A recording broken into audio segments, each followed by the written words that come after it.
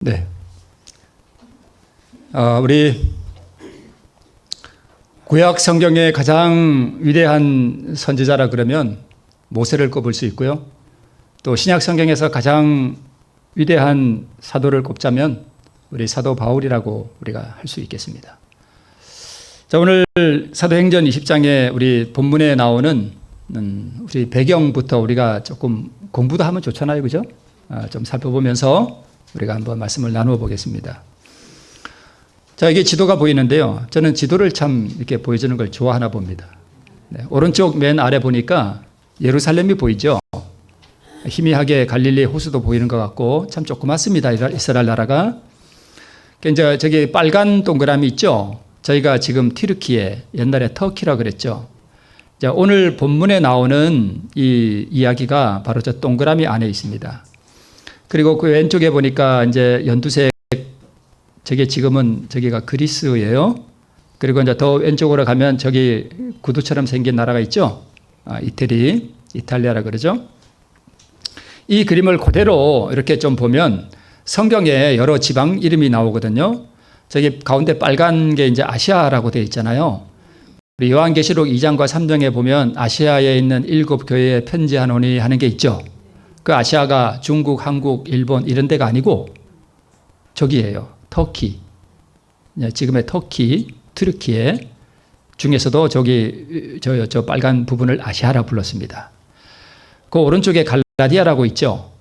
그건 조금 이따 말씀을 드리고, 그다음에 2차 선교여행 때 드로아에서 환상 중에 마케도냐 사람 하나가 이렇게 불렀죠.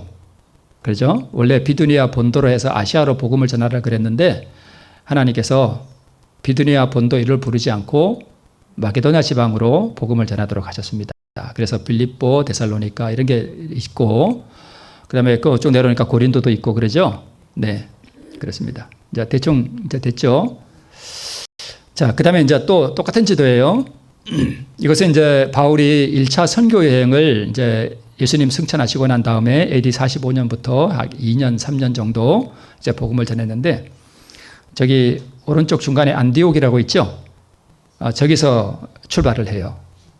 해서 실루기아로 내려가서 저기 그 살라미, 저게 구브로 섬이거든요. 바보로 해서 버가로 해서 비시디에 안디옥을 해서 이고니온, 루스드라, 더베 갔다가 다시 돌아와요. 저게 이제 1차 선교 여행이에요. 자, 그런데 우리 갈라디아서가 있죠. 갈라디아서. 저기 갈라디아가 있죠. 아시아 오른쪽에. 그죠? 근데 이 그림을 보니까 이고니온, 비시디아 안디옥, 더베, 루스드라 여기가 어디 같아요? 갈라디아예요. 그러니까 1차 선교 여행 때 사도 바울이 여기에 복음을 전했는데 나중에 이 갈라디아 지방에 이상한 사람들이 와서 이 복음을 훼손시켜요. 그래서 뭐 옛날 유대인의 의식을 지켜야 된다. 그래야 구원받는다. 이러니까 사도 바울이 화가 났어요. 어리석도다 갈라디아 사람들아. 이러면서 막 그 갈라디아서에 보면 그런 거 나와요. 그 갈라디아가 바로 여기예요. 이고니온, 더베, 루스드라, 비시디아는 약간 조금 다르긴 한데 안디옥, 이곳이 바로 갈라디아 지방이에요. 그러니까 갈라디아서는 어디 보낸 편지냐면 바로 여기, 네, 여기에 보낸 편지입니다. 저기 파란 동그라미 이해되시죠? 그러니까 1차 선교 여행 때 교회를 세운 곳입니다. 이제 2차 선교 여행을 또 하는데 항상 사도 바울은 3번에 걸쳐서 복음 선교 사역을 했는데 항상 출발점은 어디냐 하면 안디옥이에요. 안디옥이 2군데예요. 여기 수리아 안디옥이 있고 저기 비시디아 안디옥이 있죠. 그래서 구분하기 위해서 여기를 수리아 안디옥이라고 불러요. 그래서 파란 화살표 있는 수리아 안디옥이 항상 선교 여행의 출발지였어요. 저기서 출발해요. 자, 이번에 2차 선교 여행은 이제 AD 47년에 예루살렘 총회 후에 이제 49년 예루살렘 총회 후에 바로 이제 가는데 1차 선교 여행 때 복음을 전했던 갈라디아 지방 있죠. 더베, 루스드라, 이고니온, 비시디아 안디옥 이걸 다 거쳐가요. 거쳐서 다시 이제 교회를 든든히 세우면서 이제 저기서 드로아로 가죠. 드로아에서 아까 말씀드린 그 본도 지방 아시아 쪽으로 가려고 그랬는데 절로 가죠. 마케도냐 지방으로. 그래서 이제 쭉 해서 데살로니가, 베레아, 아덴, 고린도가 저기 있어요. 네, 저쪽으로 해서 이제 다시 에베소로 해서 이렇게 돌아옵니다. 이게 2차 선교 여행이고요. 자, 이제 이번에 3차 선교 여행입니다. 이제 이 본문의 배경이에요. 똑같이 수리아 안디옥에서 출발해서 다시 갈라디아 지방으로 해서 이렇게 해서 이렇게 해서 절로 돌아서 2차 여행하고 좀 비슷하죠? 돌아서 이렇게 옵니다. 그런데 다시 절로 다시 이제 돌아올 때 절로 다시 돌아가요. 바게도 지방으로 다시 올라가서 드로아로 해서 아소로 해서 미둘레네 해서 배를 타고 어디로 가요? 밀레도로. 오늘 본문에 보니까 사도 바울이 밀레도에서 누구를 불렀대요? 에베소의 장로들을 불렀다 이렇게 되어 있습니다. 그렇죠? 네, 그러니까 이제 제가 배경을 말씀을 드리는 거예요. 자, 밀레도는 당시 해안가의 항구 도시였어요. 그러니까 밀레도에 가서 에베소가 가깝죠. 사람을 보내서 에베소 교회 장로들을 밀레도로 오라고 했습니다. 그죠? 그래서 오늘 본문에 보니까 청한이 오메하고 했잖아요. 그죠? 이제 그래서 에베소의 장로들이 이제 밀레도에 와서 사도 바울을 만났을 때에 사도 바울이 이 에베소의 장로들 앞에서 한 말이 오늘 본문의 말씀이에요. 3차 선교 여행 다 마치고 이제 돌아가는 길에 밀레도에서 바닷가에서 했던 이야기입니다. 네, 밀레도. 그리고 나서 이제 저기 또 이렇게 해서 두로라 해서 가이사라로 해서 예루살렘으로 갔는데 저기서 체포되죠. 네. 자, 오늘 본문의 말씀을 다시 한번 볼게요. 바울이 밀레도에서 이제 이해되시죠? 바울이 밀레도에서 사람을 에베소로 보내 교회 장로들을 청하니 오매 저희에게 말하되 이제 그러면서 자기가 한 일을 이제 설명을 하는 것입니다. 아시아에 들어온 첫날부터 아시아가 어딘지 아시겠죠? 네, 한국, 일본 이런 데가 아니라 네, 아까 거기가 이제 아시아예요. 아시아에 들어온 첫날부터 지금까지 내가 항상 너희 가운데서 어떻게 행한 것을 너희도 아는 바니 그러면서 이제 바닷가에서 이 에베소 교회 장로들과 참 뜨거운 만남과 이제 이별을 하게 되는 것입니다. 그러면서 이제 이야기합니다. 이어서 계속 곧 모든 겸손과 눈물이며 유대인의 관계를 인하여 당한 시험을 참고 주를 섬긴 것과 유익한 것은 무엇이든지 공중 앞에서나 각 집에서나 꺼림이 없이 너에게 전하여 내가 가르쳤다. 그 다음에 유대인과 헬라인들에게 하나님께 대한 회개와 우리 주 예수 그리스도께 대한 믿음을 내가 증거했다. 이렇게 이제 자기가 한 일을 에베소 교회 장로들 앞에서 다 이야기합니다. 이 사도 바울의 이 이야기를 세 가지로 요약하면 이렇습니다. 첫 번째, 자기는 모든 고통과 고난 가운데서 겸손히 이 시험을 뭐 했고요? 참고 내가 주를 섬겼다라고 이야기합니다. 두 번째는요, 내가 모든 사람들에게 꺼림이 없이 누구에게나 복음을 전했다라고 이야기하고요. 세 번째는 하나님께 대한 믿음, 회개와 또 이 믿음이 무엇인지에 대해서 내가 내 삶으로 증거하며 너에게 가르쳤다라고 이 세 가지를 요약하자면 이 세 가지를 이제 에베소 장로들에게 설명하는 것입니다. 그런데 이 사도 바울이 얼마나 충성스러운 종이었습니까? 그렇죠. 그런데 그러한 이 충성스러운 사도를 기다리는 것은 무엇이냐 하면 사도 바울에 이어서 이렇게 말합니다. 오직 성령이 각 성에서 내게 증거하여 자기에게 뭐가 기다린대요? 결박과 환난이 나를 기다린대요. 저 같으면 그렇게 세 번에 걸쳐서 정말 하나님 앞에 충성했다면 하나님께서 좀 뭐 해주실 것 같아요? 보상도 좀 해주시고, 그죠? 좀 칭찬도 해주시고, 물론 칭찬해 주시죠. 그렇게 해주실 것 같은데, 네, 성령 하나님께서 이 사도 바울에게 뭐라고 말씀하시는가 하면, 얘야, 너 앞으로 모든 성에 갈 때마다 뭘 기다려? 너 뭐가 너를 기다려? 결박과 환난이 너를 기다릴 거야. 근데 이제 이 3차 선교여행을 마치고 돌아가는 길에도 성령께서 말씀하시기를 직접 말씀하셨는지 아니면 어떤 다른 선지자를 통해서 말씀하셨는지는 모르겠지만 너를 기다리는 것은 명예와 환대와 이 뜨거운 잔치가 기다리는 게 아니라 뭐가 기다린다? 결박과 환난이 기다린다 이렇게 말씀을 하셨습니다. 저 같으면 많이 실망했을 것 같아요. 여러분은 어떨 것 같습니까? 힘들어하셔요? 네. 기다린다 하시나 그러나 나의 달려갈 길과 주 예수께 받은 사명 곧 하나님의 은혜의 복음 증거하는 일을 마치려 하면은 나의 생명을 조금도 귀한 것으로 여기지 아니하노라. 결박과 환난이 나를 기다리고 거기서 내가 죽는 한이 있더라도 나는 내 생명을 귀한 것으로 여기지 않는다. 말을 사도 바울이 합니다. 1차 선교 여행 때 이 그림이잖아요. 1차 선교 여행 때 사도행전 14장 1절로 5절을 보면 이렇게 기록되어 있습니다. 이에 이고니온에서 이고니온 이제 어딘지 아시겠죠? 어느 지방에 있는 도시예요? 마을이에요? 갈라디아의 1차 선교 여행 때 이고니온에서 두 사도가 함께 유대인의 회당에 들어가 말하니 이방인과 유대인과 그 관원들이 두 사도를 능욕하고 뭘로 치려요? 돌로 치려고 달려드니 저희가 알고 도망하여 루가오니아의 두 성 루스드라와 더베와 그 근방으로 가서 거기서 복음을 전하니라. 갈라디아 지방이에요. 네, 고난을 당했습니다. 이제 2차, 3차는 다 차치하고라도 우리 고린도 후서에 사도 바울이 자기가 당한 걸 이렇게 지금 쓰고 있습니다. 내가 수고를 넘치도록 하고 옥에 갇히기도 더 많이 하고 매도 수없이 맞고 매를 참 많이 맞았던 것 같습니다. 여러 번 뭐 할 뻔했대요? 죽을 뻔했고 유대인들에게 40에 하나 감한 매를 5번 맞았으며 구약 성경에 하나님께서 말씀하시기를 유대인들에게 매를 40 이상 때리지 말라 그랬어요. 40 이상 때리는 건 짐승에게나 하는 거예요. 40.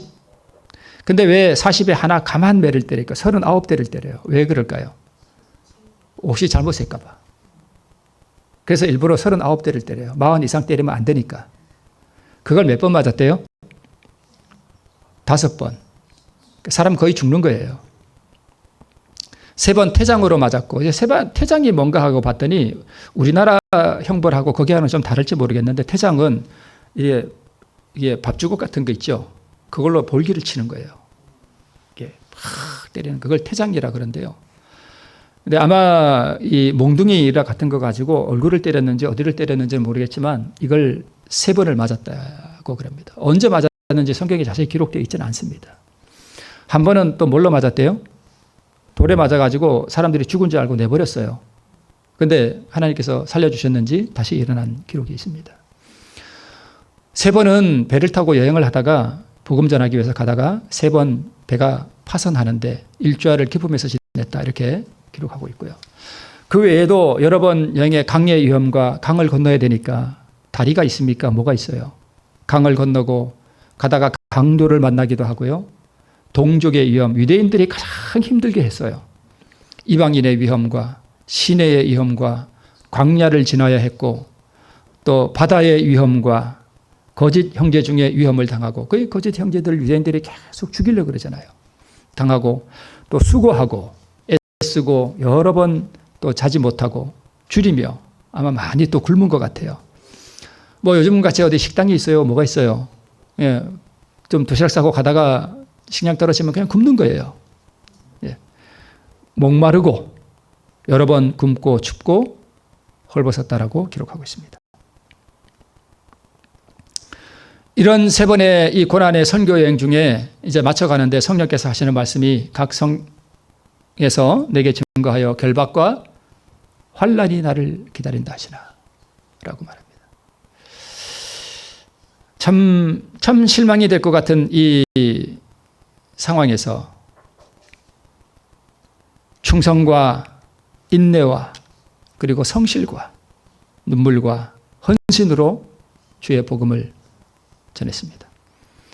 오늘 우리가 여기 지금 앉아서 예배를 드리는 게 사실 어떻게 보면 다른 분들의 헌신과 수고도 있지만 누가 가장 결정적으로 역할을 했는가 하면 사도 바울이에요. 사도 바울이 마케도냐 사람 하나가 건너가서 도우라 하며 그래서 이게 복음이 유럽으로 들어가잖아요. 유럽으로 들어가서 유럽이 복음화돼요. 그래서 유럽이 복음화되고 이 유럽이 복음화되고 미국이 복음화되면서 그쪽에서 다 뭐를 우리나라에 보냈는가 하면 선교사를 보낸 거예요. 그 선교사를 보내서 우리나라가 복음화가 된 거예요. 그렇잖아요. 그러면 오늘 사도 바울이 굶고 춥고 헐벗고 이 헌신과 수고를 통해서 우리에게 오늘날 이 복음이 흘러온 것이에요. 어떻게 보면은 우리는 사도 바울의 은혜를 입고 있는 거예요. 그죠? 네. 이러한 충성과 인내와 눈물과 헌신으로 주의 복음을 전했는데 그런데 그를 기다리는 것은 더욱 큰 환난과 결박과 고난이 그를 기다렸습니다. 그래서 3차 선교여행 이후에 돌아왔는데 그를 기다리는 것은 따뜻한 환대가 아니라 체포였습니다. 이게 체포돼가지고 가이사랴에서 2년을 보내요. 거기서 내가 가이사에게 호소하노라 그래서 배 타고 어디를 가요? 이렇게 화살 표시가 있죠. 이렇게 해서 무라에서 해서 니도에서 해서 저기 미항 저게 그레데 섬이에요. 그레데 섬. 이쪽 오른쪽에 아까 여기 있죠. 여기 뾰족한 게 요거는 구브로 섬이고 저 가운데 있는 거는 그레데 섬이거든요. 그 옛날 그 블레셋 사람들 있죠. 이스라엘과 항상 싸운 블레셋 사람들. 블레셋 사람들의 그 출신이 저기예요. 저기 그레데예요. 미항이라는 데 저기에. 저 섬 출신이 바로 블레셋 사람들의 조상이에요. 아주 사람들이 흉포하고 이 그레데 사람들은 아주 못된 사람들이에요. 본성이 그래요. 네.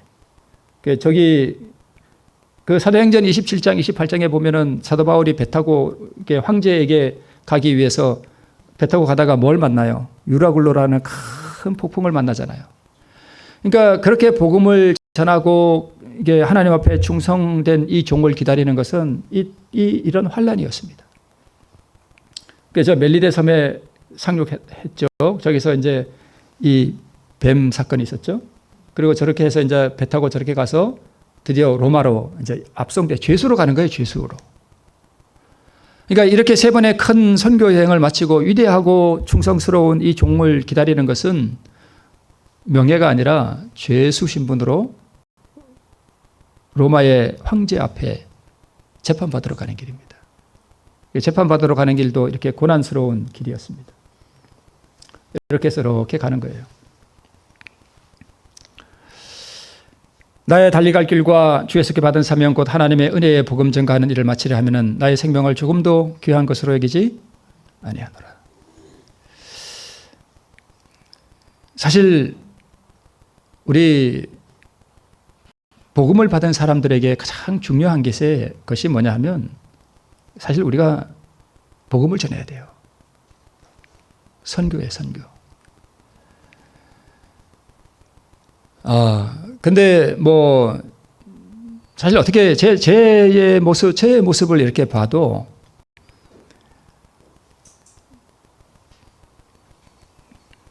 참 어떨 때는 어떻게 내가 지금 뭐 하는 거지? 이런 생각이 들 때가 많습니다. 여러분 어떠세요? 내가 뭐를 위해 살지? 여러분 나는 나를 위해 사나요? 다른 사람의 구원을 위해 사나요? 사도 바울은 자기를 위해 살지 않았습니다. 그는 그의 전 생애를 복음 전하는 데 썼습니다. 다른 사람의 영혼을 구원하기 위해서 그는 자기의 모든 일상을 다 버렸습니다. 예수님처럼. 그 복음을 전하는 데 있어서 자기 생명까지라도 조금 더 귀한 것으로 여기지 않고 누가 만약에 구원을 얻기 위해 자기 생명을 요구한다면 기꺼이 내줄 수 있었습니다. 그게 사도 바울의 마음이었습니다. 그게 예수님의 마음이었습니다.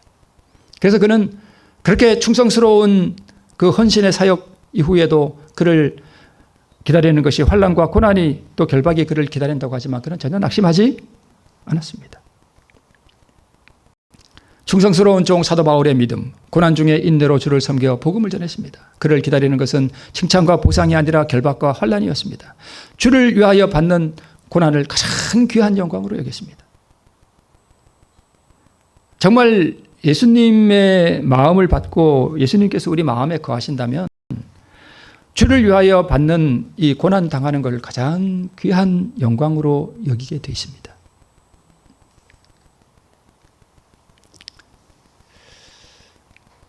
사도 바울이요, 순교했습니다. 참수. 저는 이 사도행전 511쪽에 있는 이 기록이 참 마음을 숙연하게 해요. 사도 바울이 그 순교를 당했거든요. 그 순교의 장에 갈 때의 기록인데, 사도는 불확실성이나 두려움으로서가 아니에요. 그러니까 지금 처형받으러 가는 거거든요. 근데 내가 처형받으면, 내가 죽으면 하늘나라 갈까? 이런 의심이, 불확실성이 있었을까요? 전혀 없었습니다. 두려웠습니까? 아니요. 전혀 두려움이 없었습니다. 그러니까 지금 좀 있으면 목이 잘려서 지금 처형받으러 가는데, 사도 바울의 마음에 가득 채운 것은 즐거운 뭐래요? 즐거운 뭐래요? 즐거운 희망이래요. 그러니까 지금 처형받으러 가는 사람이 지금 마음이 뭐 하대요? 즐겁대요. 희망으로 부풀어 올랐대요. 제가 말씀을 드렸나요? 이 사도 바울의 이 영성을 아는 이 로마 당국이, 많은 사람들이 사도 바울이 처형되는 걸 보면 그의 그 거룩한 모습을 보고 감화를 받아서 예수님을 믿을까봐 몰래 처형시켰어요. 그래서 이제 간수가 둘이 뭐 끌고 갔는지, 셋이 끌고 갔는지 끌고 갔대요. 갔는데 사도 바울이 막 희망에 넘쳐서 즐거운 모습으로 막 이렇게 가니까 그 간수가 너무 감화를 받아가지고 그냥 예수를 믿었대요. 전승에. 그러니까 처형받으러 가는데 즐거운 희망이 그의 가슴속을 막 요동하는 거예요.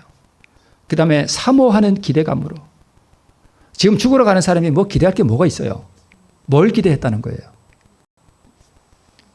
영원한 내세를 기대하는 거예요. 이제 내가 죽고 나면, 여러분 죽고 난 다음에 1000년이 흐른들, 2000년이 흐른들, 1억 년이 흐른들 알아요? 몰라요? 몰라요. 단 한순간이에요. 그죠? 그냥 저녁에 깜빡 잤다가 아침에 일어나는 것처럼 잠깐이에요. 1000년이든 2000년이든 1억 년이든 10억 년이든. 내가 태어나기 전에 세월이, 시간이 얼마나 흐른 것 같아요? 100억 년 흐른 것 같아요? 1000억 년이 흐른 것 같아요? 여러분 알아요? 몰라요? 모르잖아요. 그러니까 한순간이에요. 그냥 잠깐이에요. 그냥 죽고 난 다음에 잠깐 있으면 영광 중에 오시는 누구를 봐요? 예수님을 보는 거예요. 사모하는 기대감으로 막 이렇게 처형장으로 기쁘게 가는, 사모하는 기대감으로 위대한 내세를 바라보고 있었다. 어디 가면서요? 처형장에 가면서. 위대한 내세. 그는 순교의 장소에 설 때 형리의 검, 자기의 목을 자를 그 검을 바라보지 아니하고, 그 다음에 그의 피를 쏟을 땅을 보지 아니하고, 이 사도 바울이 여름에 처형당했습니다. 아마 매미 소리가 들렸는지 몰라요. 여름 하면 매미 소리잖아요. 맴맴 하고 매미 소리가 막 오르고, 그 더운 여름날 처형장으로 가는데 아마 날은 맑았던 것 같습니다. 여름날에 여름날 조용하잖아요. 옛날에 제가 그 외갓집에 가면은 왜 그렇게 조용했는지 몰라요, 진짜. 그 여름에 매미가 울고, 그 여름 방학 때 외갓집에 가면 그 부엌에 소가 이렇게 내다보고 있고, 그죠?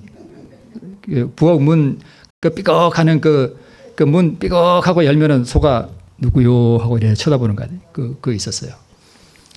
문 구유가 이렇게 있고, 그죠? 그 다들 밭에 나갔는지, 그때는 저는 이제 국민학교를 다녔으니까 그 조용했던 그 여름날 저도 기억이 납니다.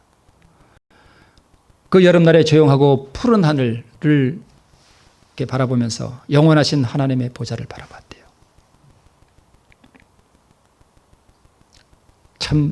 참 위대한 사도였습니다. 확신이 있는 거죠. 왜 그렇게 확신이 있을까요? 왜 그랬을까요?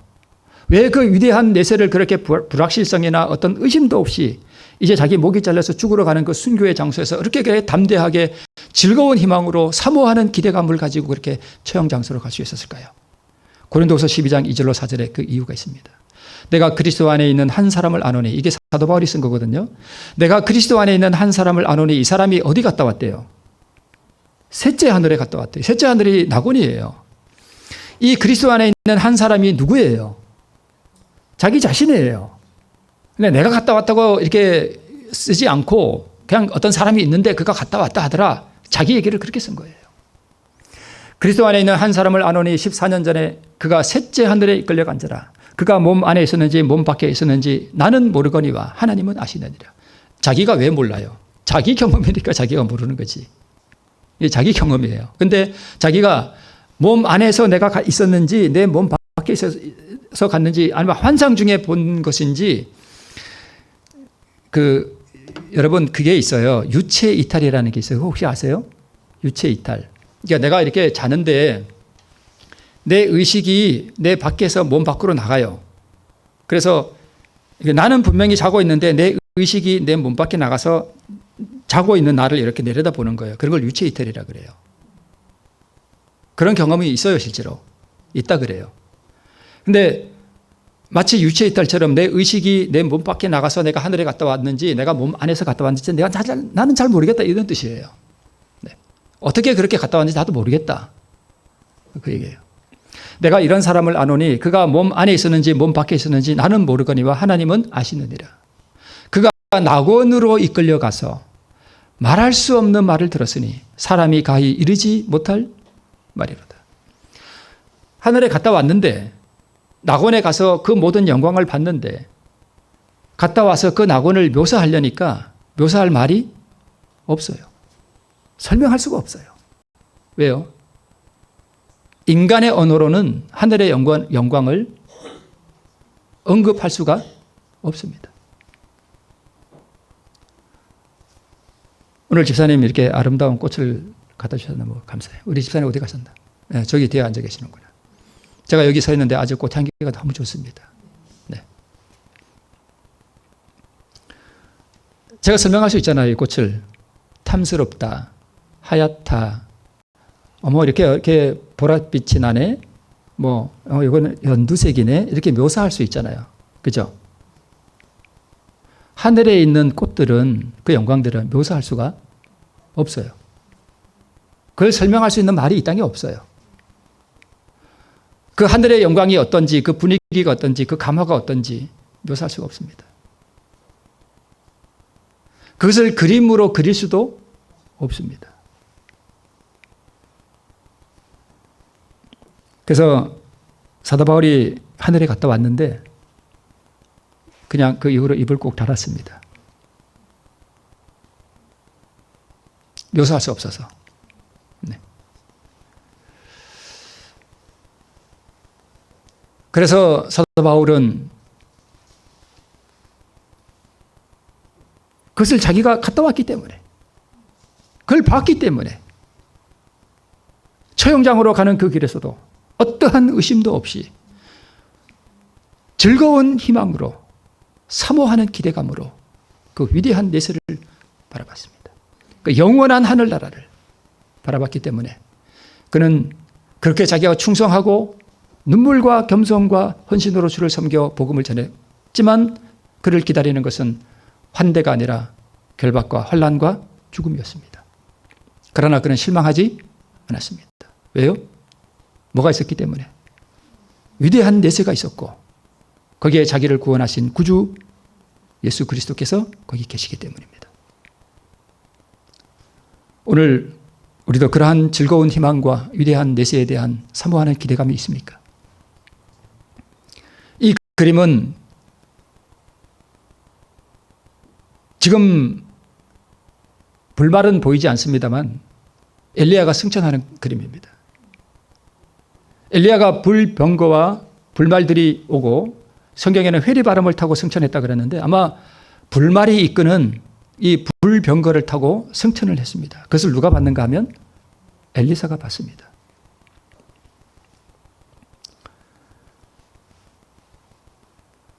엘리사는 여러분 지난 시간에 제가 베나닷 2세 얘기했잖아요. 저희 집사람이 베나닷 그러지 왜 베나닷 그러냐 자꾸 그래서 제가 이제 베나닷 이렇게 얘기할게요.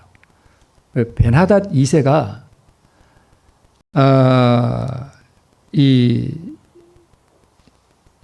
지난번에 그 아합 전쟁 이후에 이제 자꾸 이스라엘 나라를 쳐들어오는데 이 베나닷 2세가 신하들과 함께 이번 전쟁에는 내가 이렇게 해서 어디로 가서 이렇게 해서 이게 이스라엘을 치자 그러면 하나님께서 베나닷이 하는 이야기를 엘리사에게 다 얘기해 줘요. 그러니까 엘리사가 요람 왕에게 이번에 저 아람 베나닷이 얼로 쳐들어올 테니까 여기 가서 막아라 이렇게 얘기를 해줘요. 그러니까 베나닷이 볼 때는 이게 환장할 노릇이에요. 그렇잖아요. 그래서 성경에 뭐라고 기록되어 있냐면 틀림없이 우리 중에 스파이가 있다. 그러니까 신하들이 아닙니다. 우리 중에 스파이가 있는 게 아니라 우리가 침실에서 하는 얘기도 이 엘리사 선지자가 다 이스라엘 왕에게 얘기해 줍니다. 그렇게 얘기하는 게 성경에 기록되어 있잖아요. 그러니까 이 베나닷이 하도 화가 나니까 그래? 그럼 엘리사 지금 어디 있어? 그럼 잡아오게. 그러니까 도단에 있습니다. 그래요. 그러니까 군사를 이끌고 도단에 오잖아요. 그죠? 그 도단에 와서 이렇게 이제 딱 에워쌌습니다. 이제 엘리사 잡아가려고. 근데 종이 나와서 보니까 이 아람 군대들이 와서 성을 딱 포위했거든요. 아, 큰일 났습니다. 선생님이 큰일 났습니다. 왜 그러냐? 그러니까 지금 아람 군대가 와서 우리를 지금 포위했습니다. 그러니까 엘리사가 기도하죠. 하나님, 이 종의 눈을 열어주소서. 그때가 이게 하나님께서 눈을 딱 열었더니까 뭐가 보여요? 하늘의 불말과 불병거들이 쫙 와서 이 도단을 에워싸고 있는 게 보였습니다.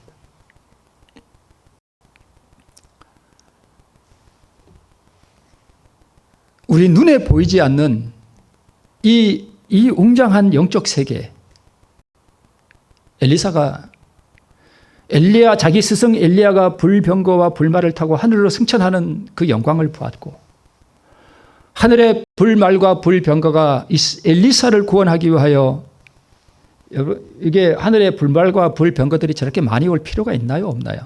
없어요. 그냥 뭐 천사 하나만 보내도 돼요. 근데 하늘의 군대가 지금 와서 엘리사를 둘러 진쳤습니다. 보호하기 위해서. 이걸 봤습니다.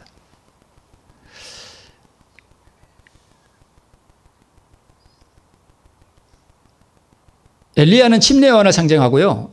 엘리사는 예수님을 상징해요. 엘리야는 불병거를 타고 승천했잖아요. 근데 엘리사는 이 엘리야의 영감이 2배나 갑절이나 있기를 원했잖아요. 그래서 사역도 더 많이 해요. 예수님과 똑같은 사역을 해요. 예수님은 오병이어죠. 엘리사는요, 떡 20개와 채소를 가지고 100명이 넘는 선지자 성도를 먹이고도 남았어요. 그리고 죽은 아이 살렸죠. 도끼를 물 위에 떠오르게 했죠. 예수님은 물 위를 걸으셨죠. 그러니까 예수님의 사역한 것을 똑같은 원리 가운데서 그렇게 했습니다. 영감이 갑절이나 있었습니다. 그리고 이 지도 저번에도 한번 보셨죠. 자, 이게 이제 위에서 이렇게 본 이스라엘 지도인데 한 번은 이 엘리사가 어디를 가는가 하면 저 다메섹은 저기가 아람 나라예요. 아람.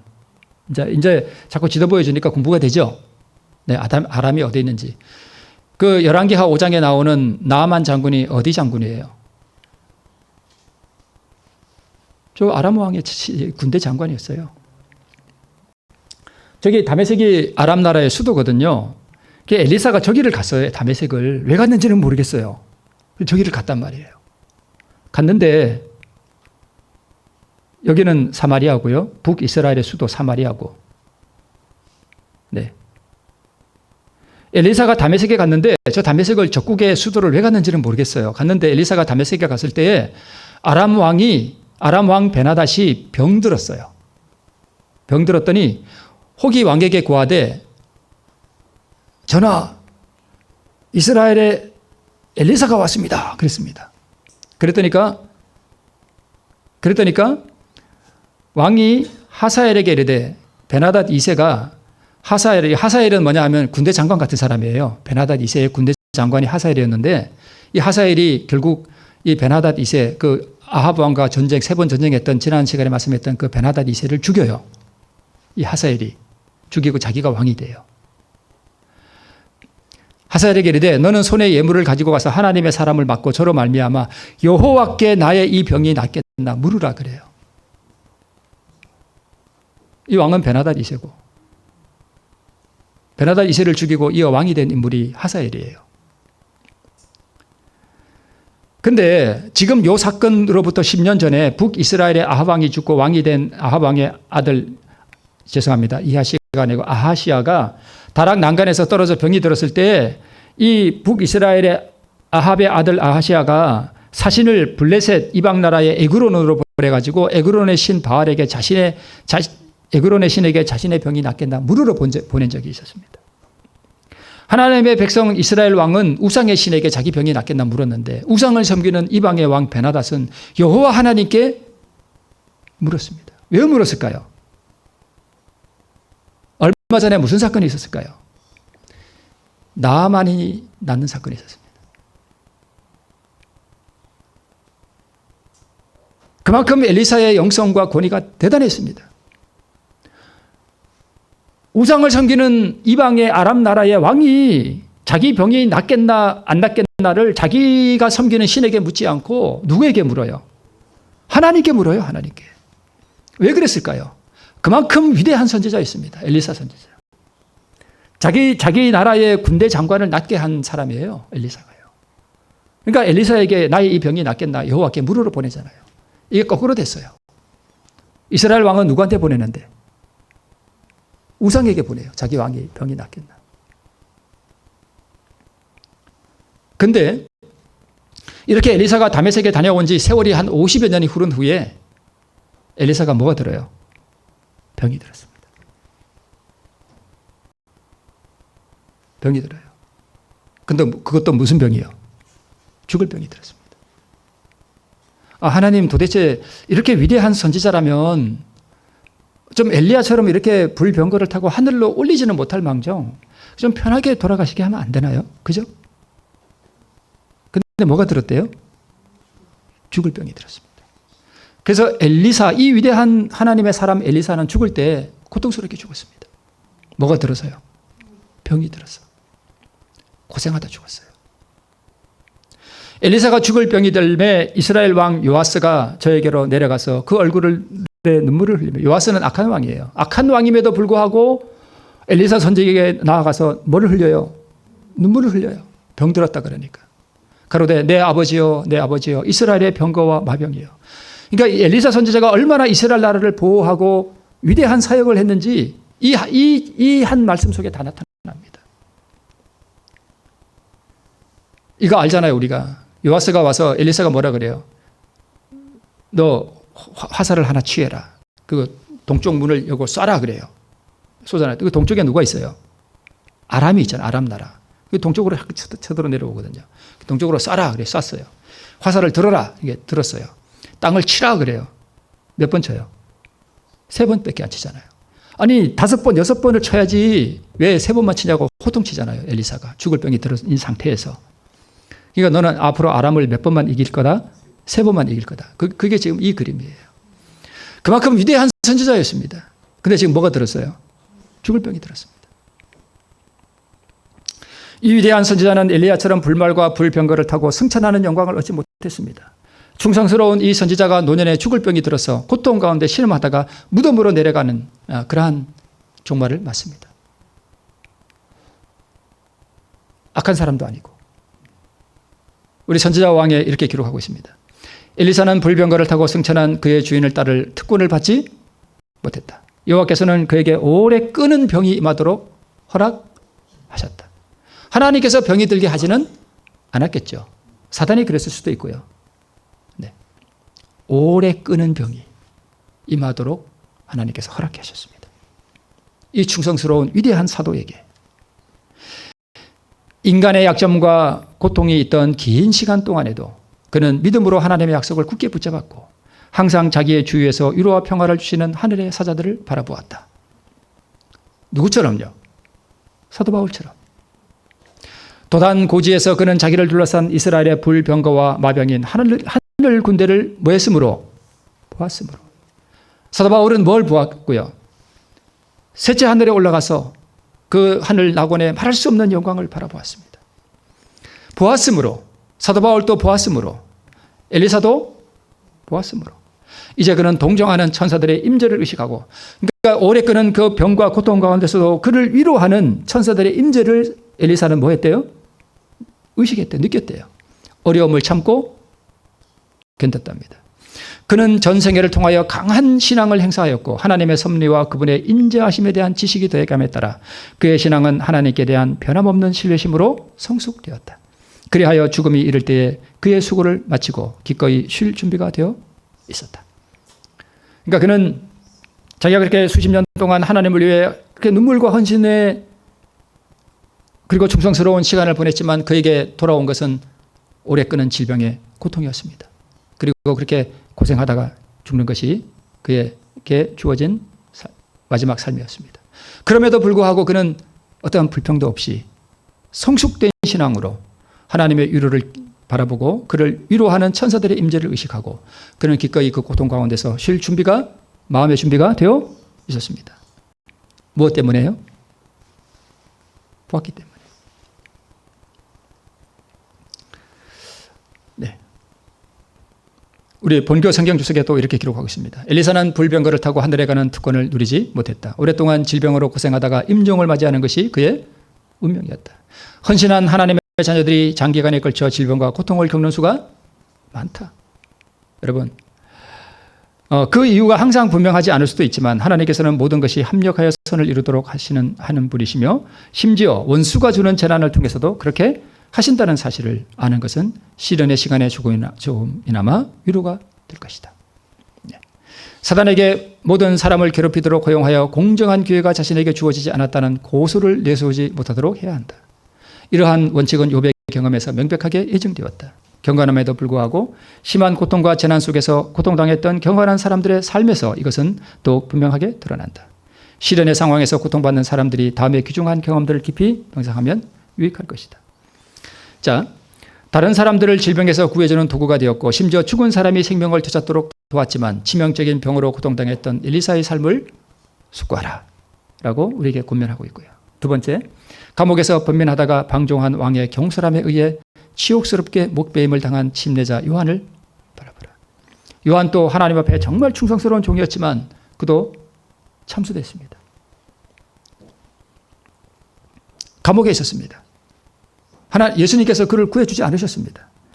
마지막 때 많은 우리 교인들이 앞으로 법정에 서야 되고 감옥에 가게 됩니다.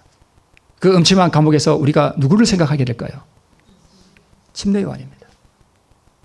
만약에 하나님을 그렇게 신실하게 믿는 분들이 다 그런 경험이 없이 좋은 경험만 했다면 우리는 어디서 위로를 얻을 수 있을까요? 우리가 그때 침례 요한도 그 쓸쓸한 감옥에서 처형당했던 것처럼, 그러나 그가 어디 갈까요? 하늘에 가잖아요. 우리도 그것으로 위로를 삼을 수 있다는 것입니다. 육체의 가시 곧 사단의 사자를 제거해달라고 기도했지만 부정적인 대답을 얻은 바울의 기도를 들어보라. 바울은 다메섹, 아까 우리 다메섹에 있었죠? 아람. 그 다메섹이 나중에 이제 세월이 많이 몇백 년 흐른 후에 그 다메섹에 하나님 믿는 사람들 잡으러 가잖아요. 그죠? 다메섹. 거기서 뭘 만나요? 부활하신 예수님을 만나고 너무나 그 강렬한 빛 때문에 눈이 멀어버리잖아요. 그죠? 그래서 그 이후로 아마 이 안지를 알았던 것 같아요. 안지를 알으면. 그래서 이 시력이 되게 안 좋아요. 그래서 이 눈을 고쳐달라고 아마 3번 기도했던 것 같은데 하나님께서 안 들어주셨습니다. 내 은혜가 내게 족하다. 자기의 연약함을 통해서 하나님의 능력을 경험하도록 하기 위해서 하나님께서 일부러 그렇게 하셨습니다. 요한을 제외한 모든 제자가 처한 비참한 죽음의 운명, 그리고 고문을 견디며 귀양살이를 했던 사도 요한을 기억하라. 비록 하나님의 아들이셨으나 인간 자녀 중 어느 누구에게도 지워지지 않을 고통을 당하셨으며 종이 주인보다 더 크지 못하다고 선언하셨던 우리의 궁극적 모범되는 누구요? 예수님을 깊이 명상하라. 우리 그리스도인에게 가장 큰 영광은 예수님과 함께 고난당하는 것입니다. 그게 가장 큰 영광이에요. 왜요? 우리 주님께서 그 길을 가셨기 때문에. 그 길을 따라 주님의 길을 따라가는 것이 우리에게 가장 큰 영광입니다. 마지막 고통의 몇 가지 읽고 마치겠습니다. 마지막 고통의 순간에도 엘리사는 하나님을 향한 그의 믿음을 잃지 않았다. 그는 여호와의 임재가 항상 그의 곁에 있으며 천사들이 계속해서 그의 편에 있음을 알고 있었다. 그는 살아있을 때처럼 임종을 맞이할 때도 끝까지 신뢰와 소망과 신실함을 잃지 않았다. 믿음으로 사는 자는 영원한 내세를 바라보고 고난 중에 충성스러운 이들에게 주실 영원한 상급을 바라보고 이 땅에서 인내하며 주신 소명을 이루는 사람들입니다. 이 영원한 상급을 위대한 내세를 바라보고 믿음으로 신실하게 살아가는 우리 모든 성도들 되시기를 바라면서 말씀을 마치겠습니다.